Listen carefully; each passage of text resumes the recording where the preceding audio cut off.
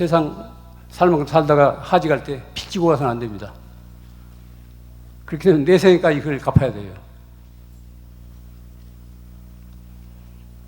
제가 이야기를 하나 해드리죠. 제가 잘 아는 대학 교수가 있는데 이분한테 들은 이야기예요. 자기가 가르치는 1학년 남학생이 같은 과 여학생을 아주 열렬히 사랑했대요. 온 동네 시끄럽게. 그런데 한 학기도 채우기 전에, 요새 속전속결이니까, 한 학기도 채우기 전에 그 여학생은 다른 남학생을 좋아하고 그 애를 버렸대요. 그러니까 이 녀석이 그냥 낙담해가지고 선생님한테, 선생님 저를 좀 구해주세요, 이런 편지를 하면서 그러면 겪은 얘기를 하더라네요. 물론 이 자리에도 이제 시련의 아픔을 겪어온 사람들은 알 거예요. 얼마나 가슴이 쓰라렸으면 자기 교수한테 어찌하오리까 이런 장을 하겠어요. 그런데 이제 남학생의 어머니는 마침 그 교수의 여고 시절 친구였대요. 친한 친구였대요. 그러니까 이제 엄마 친구 그러니까 그런 편지를 자기 교수한테 했겠죠. 하루는 그 친구한테 이메일로 그 사연이 왔는데 내용이 이래요. 실현당한 자식을 보는 게 이렇게 괴로울 줄은 몰랐다. 저 싫다고 버리고 떠난 애를 못 잊어 하며 밤잠을 설치고 끼니를 걸리는 자식이 너무 밉고, 그러면서도 어미 앞에서 짐짓 아무렇지도 않은 듯 떠드는 모습을 보면 너무나 가슴이 아프다. 엄마들이 똑같은 마음이겠죠. 사랑을 버린 죄에 대한 갚음이 이렇게 혹독할 줄은 미처 몰랐다. 실현당한 그 남학생의 어머니가 그렇게 자기 친구인 대학 교수에 한 편지예요. 사랑을 버린 죄에 대한 갚음이 이렇게 혹독할 줄은 미처 몰랐다.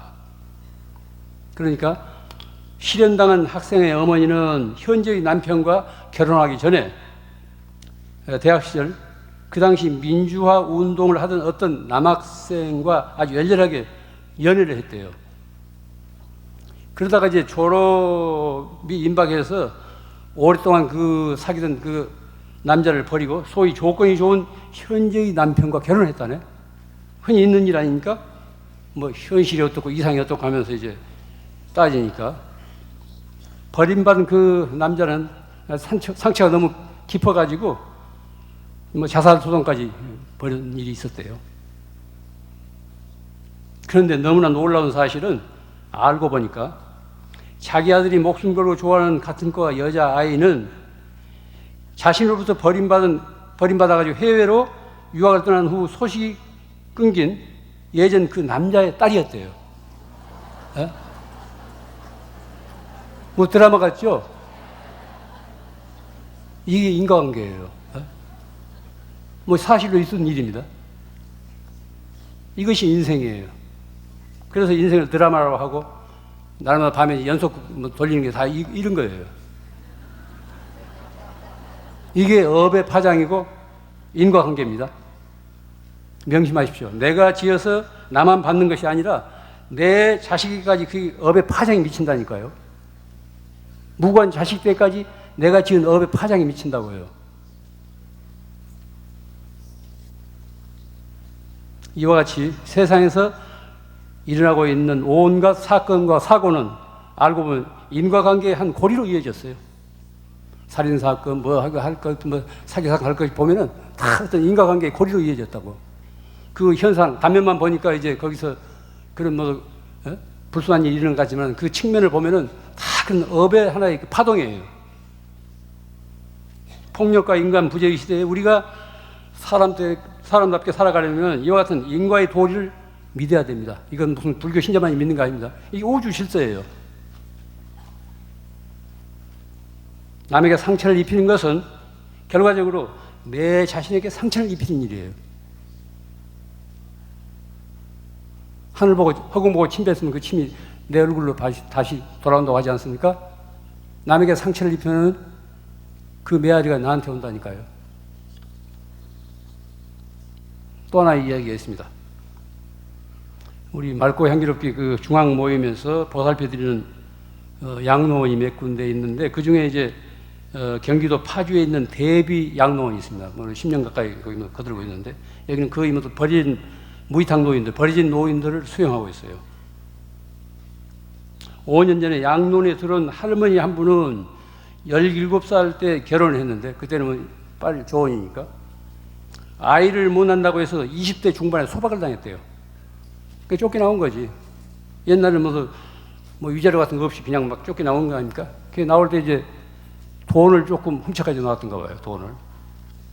그런데 1년 전 이 대비 양로원에 할아버지가 한 분 새로 들어왔는데, 그 노인이 바로 예전 남편이더래요. 그 많은 양돈 두고 하필하고 경기도 파주 대비 양로원에 들어온 거예요. 얼마나 놀랐겠어요. 그런데 행인지 불행인지 그 할아버지는 치매에 걸려가지고 누군지를 못 알아보더라네. 그 할머니는 1년 가까이 같은 양로에 살면서도 같이 대면을 하지 않았대요. 속에 뭐 꺼름치한 게 있었던가 봐. 그 이제 그 할아버지가 돌아가시지 임박해서 곁에서 권을 했대요. 그러지 말고 다 풀고 그렇게 이제 서로 사과하고 깨끗하게 한이 없도록 그렇게 이제 풀라고. 그래서 이제 할머니가 그동안 미안했다고 이제 그런 거 사과를 하니까, 마치 그때 이제 죽기 전에 이 치매에서 조금 깨어났던가 봐, 할아버지가. 그래도 내 마지막을 이렇게 지켜줘서 고맙다고 그러더라네요. 한 번 만났던 사람들은 언젠가 다시 만나게 됩니다. 외나무다리가 됐건 양로원이 됐건 다시 만나게 돼요. 이 자식 다시는 너 안 본다고 이게 돌아서지 마세요. 언젠가 다시 만나요. 그러니까 이 막소리 하지 마세요.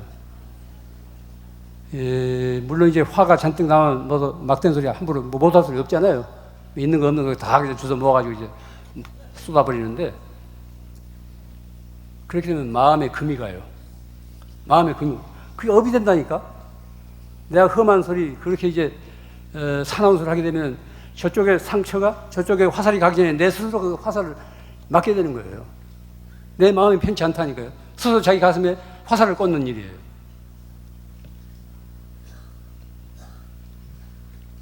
다시 만나게 됩니다. 다시 만날 걸 생각해야 돼요. 그렇기 때문에 우리가 하루하루 살아가는 동안 나쁜 인연 맺지 말고 좋은 인연을 맺어야 됩니다. 우리들의 생각과 말과 행동은 우리 정신에 깊은 자국을 남겨요. 그래서 말로 인해서 위로받는 사람도 많지만 한마디 말로 인해서 상처받는 사람이 얼마나 많습니까? 생각과 말과 행동은 우리 정신에 깊은 자국을 남깁니다. 그것은 우리 마음밭에 뿌려진 씨앗과 같은 거예요. 이 다음에 반드시 그 열매를 거두게 돼요. 좋은 생각과 따뜻한 말씨와 착한 행동은 좋은 열매를 맺고, 나쁜 생각과 가시돋친 말과 비열한 행동은 나쁜 열매를 맺게 마련입니다. 누가 그렇게 하는 것이 아니라 그게 세상의 도리고 우주의 질서입니다. 순간순간 우리들이 갖는 어떤 생각이나 염원은 우주 공간에서 두고두고 진동을 한대요. 이게 이제 명상가들이 하는 말입니다. 남을 미워하게 되면은 내 자신이 그 미워하는 기운으로 가득 채운대요. 미워하는 그런 에너지를 받아나고 있대요. 또 남을 사랑하게 되면은 내가 사랑으로 충만하게 진동한대요. 그래요. 우리 어떤 사람을 처음 대했을 때 어떤 사람은 몇 년 사귄 사람처럼 아주 친하고 가까이 된 사람이 있고, 한동안 사귀어서도 영 떨떠름하고 잘 가까이 되지 않는 사람이 있거든. 이건 그 사람이 지닌 업의 파동이 그렇다는 거예요.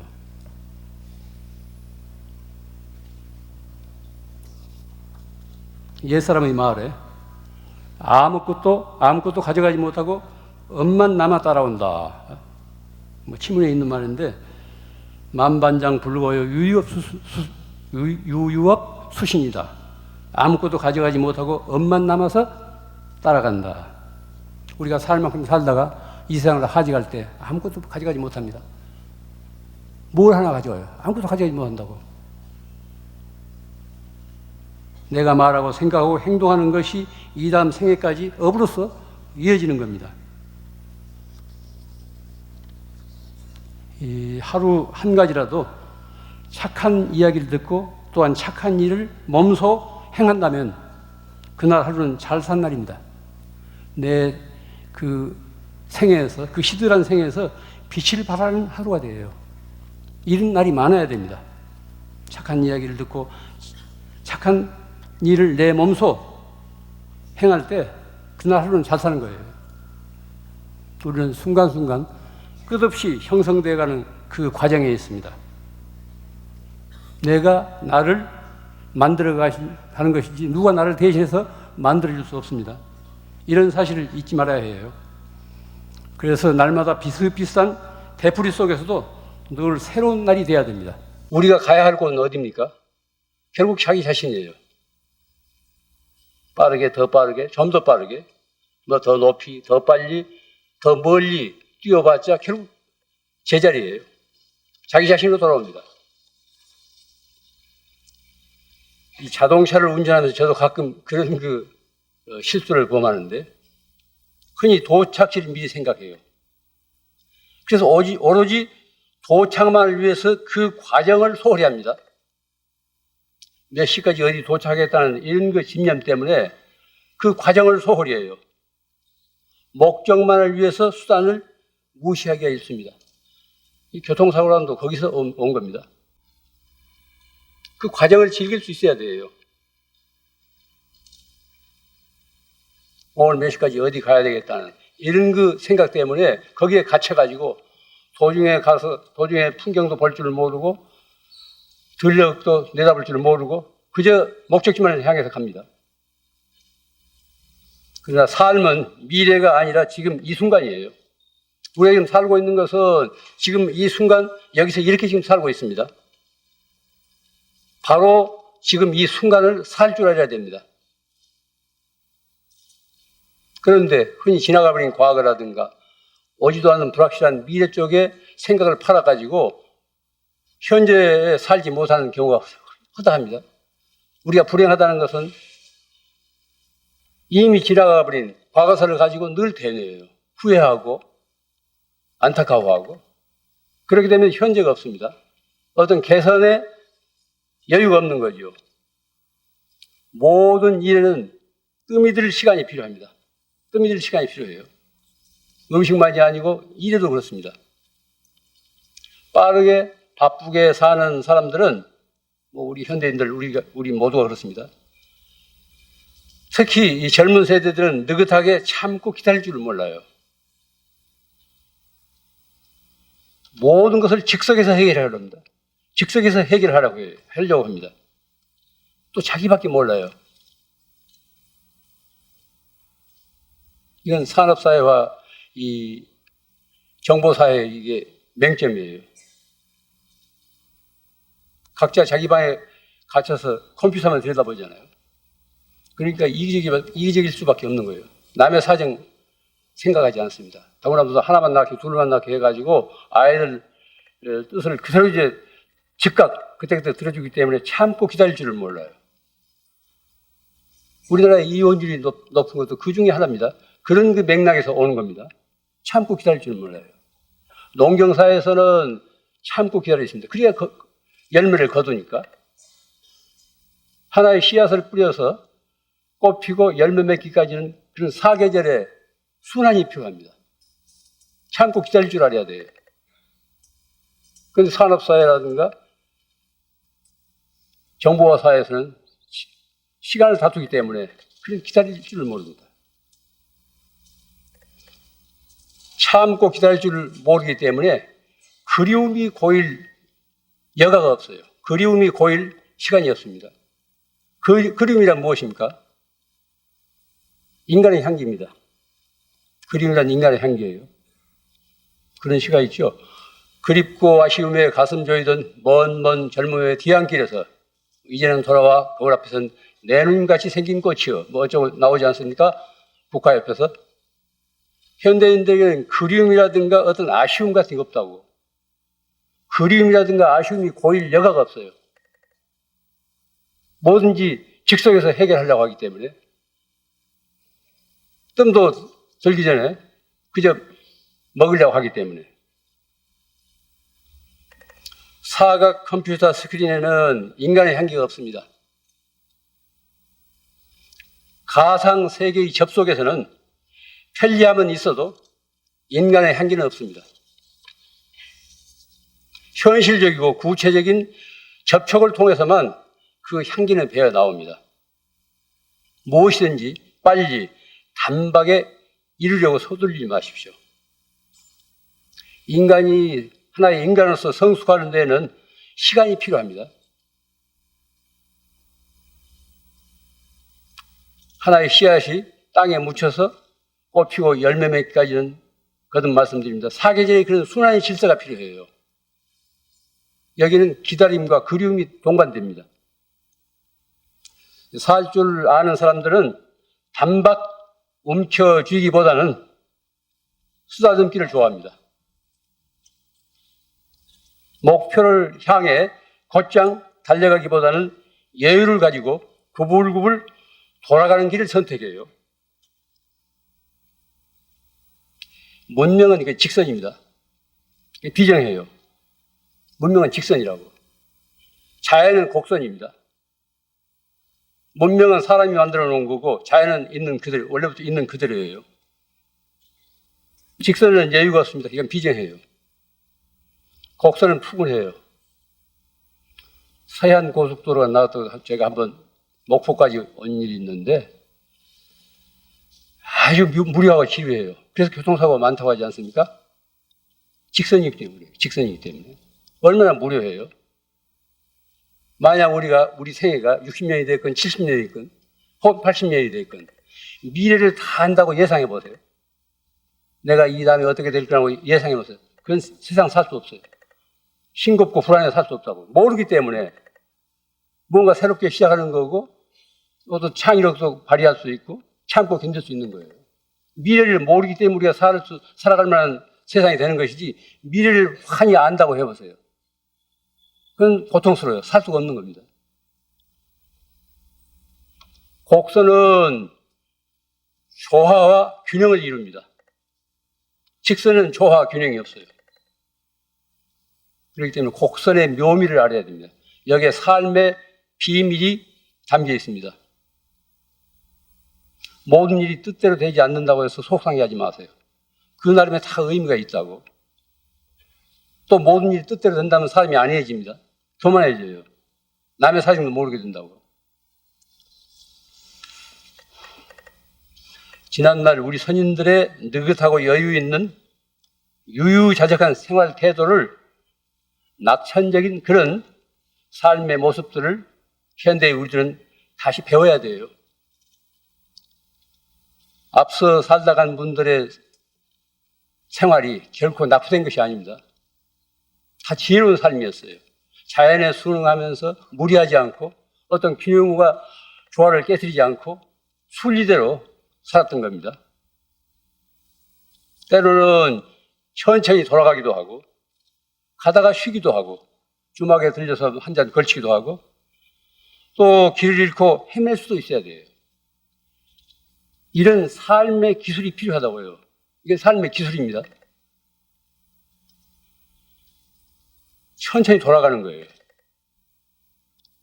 우리가 고속도로만 달리다가 이 국도라든가 지방도로 달리면 훨씬 여유가 있잖아요.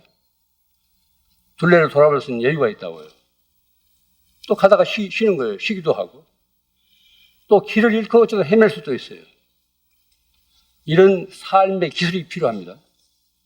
이와 같은 삶의 기술을 통해서 자기 자신을 보다 잘 이해하게 되고 또한 타인을 이해하고 받아들이게 돼요.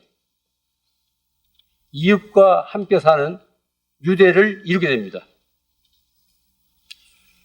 자신에게 주어진 상황을 어떻게 받아들이느냐에 따라서 삶의 질이 달라집니다.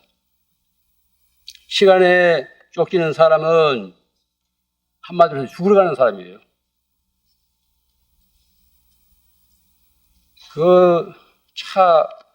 출퇴근 시간 바쁠 때 달려보면은 한치 양보도 없이 서로가 앞서려고 그러잖아요. 만약 화장터나 묘지, 죽음으로 가는 길이라고 할 때 누가 그렇게 앞서겠어요? 서로 뒤처지려고 하지. 시간을 즐기는 사람은 영혼의 밭을 가는 사람입니다. 시간에 쫓기는 사람은 죽으러 가는 사람이고 시간을 즐기는 사람은 영혼의 밭을 가는 사람이에요. 경작하는 사람이에요. 어떤 일을 하면서도 그 일의 노예가 되어서는 안 됩니다. 그 일을 자기 삶의 소재로 생각하고 하나의 과제로 생각하고 즐길 수 있어야 돼요. 가령 오늘 내가 어떤 언짢은 일이 있었다든가 할 때 그걸 속상해하지 마세요. 이 언짢은 일을 통해서 어떤 내 삶을 새롭게 이제 반성하고 되돌아보고 지금까지 내가 남에게 언짢은 그런 그 일을 저지르지 않았는가 되돌아볼 수도 있어야 됩니다. 그 나름의 다 의미가 있기 때문에 그날 하루의 삶의 과정을 생각해야 돼요. 그런다면 세상 살아갈 만합니다.